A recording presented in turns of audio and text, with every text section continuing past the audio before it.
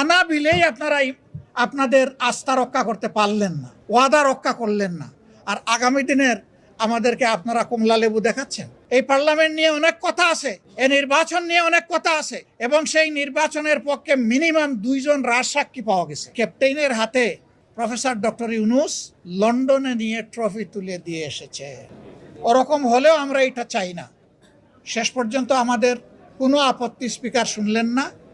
আমাদেরকে মিনিমাম একদিন আগে এই সমস্ত ডকুমেন্ট সাপ্লাই দেওয়ার কথা, সেইটাও দেওয়া হয়নি। আমরা গিয়ে বসেছি কিসের 1 ঘন্টা, আমরা গিয়ে বসেছি অধিবেশনে, তখন একটার পরে একটা এক বস্তা কাগজ আমাদের সামনে আসতো। তাহলে আমরা যেটা দেখলাম না, যেটা শুনলাম না, যেটা নিয়ে চিন্তা করলাম না, সেখানে আমরা রায় দেই কিভাবে? তারপরেও যেহেতু সরকারি দল বিরোধী দল মিলে বিশেষ কমিটি হয়েছিল এবং যে সমস্ত বিষয়ে তারা একমত হয়েছেন, আমরা তাদের উপরে আস্থা রেখেছি।